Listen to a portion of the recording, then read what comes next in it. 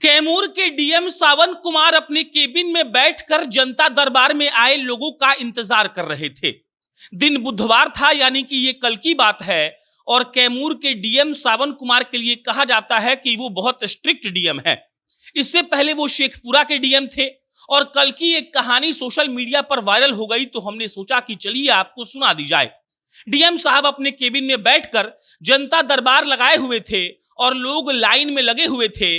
अपनी अपनी अर्जी अपने हाथ में लेकर लोग डीएम साहब के कैबिन में घुस रहे थे।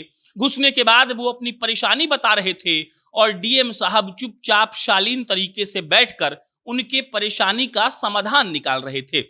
अचानक एक महिला अंदर घुसती है।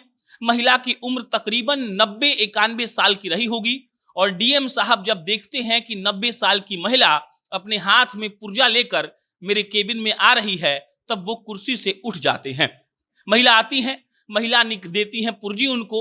वो एकदम वयोवृद्ध हो चुकी थी, बूढ़ी हो चुकी थी।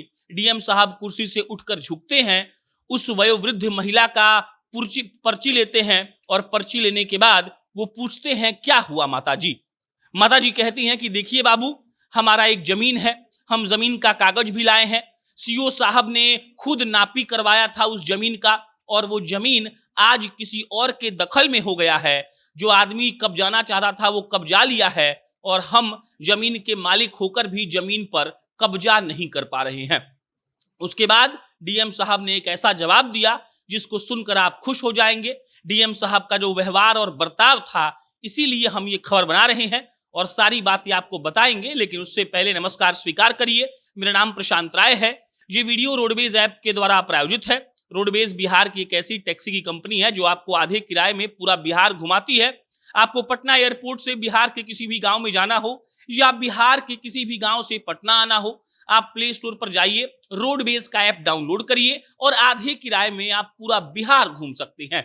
अब लौटते हैं कैमूर के जिलाधिकारी सावन कुमार की कहानी पर और उस 90 साल की वृद्ध महिला की कहानी पर, जो एक पर्ची लेकर गई थी और जिस पर्ची में लिखा हुआ था कि जमीन उनका है, सीओ साहब ने नापी खुद करवाया है, लेकिन कुछ बाहुबली लोगों ने उस जमीन पर कब्जा कर लिया है। डीएम साहब जब ये सब कुछ सुन लिए, तब उन्होंने फौरन सीओ साहब को फोन लगाया। फोन लगाकर डीएम साहब कहते हैं कि आप इस महिला का परेशानी जल्द से जल्द दूर कीजिए। उन्होंने ये भी कहा कि देखिए, ये कह रही हैं कि आपके सामने सब कुछ हुआ है, लेकिन फिर उस जमीन पर कोई और दखल कैसे कर सकता है? सीओ साहब ने क्या कहा ये तो खबरों में नहीं है, लेकिन डीएम साहब ने सीओ साहब को साफ सुथरे अंदाज में समझा दिया कि आपको इस महिला का परेशानी का समाधान निकालना पड़ेगा।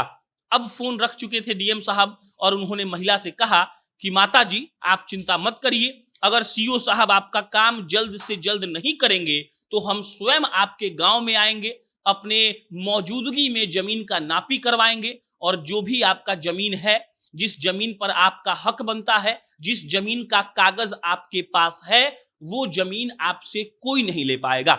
महिला सावन कुमार को दुआ देते हुए कमरे से जा चुकी थी और सावन कुमार चुपचाप बैठकर फिर से जनता दरबार में अगले आदमी का इंतजार कर रहे थे।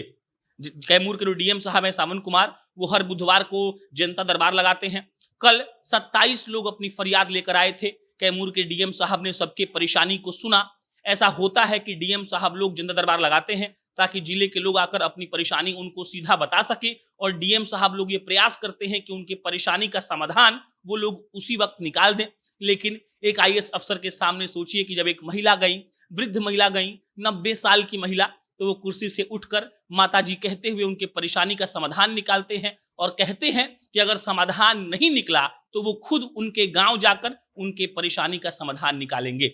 अगर वाकई में सारे ब्यूरोक्रेट्स ऐसे हो जाएं तो आम जनता को दिक्कत नहीं होगी और जिस काम के लिए अधिकारी कुर्सी पर बैठे हुए हैं वो काम ऐसे ही सावन कुमार की तरह करने लगे तो सब कुछ ठीक हो जाएगा। आपकी प्रतिक्रिया क्या है? कमेंट बॉक्स में लिख के बताइएगा। हम फिर जल्दी किसी नई खबर के साथ मिलेंगे। धन्यवाद।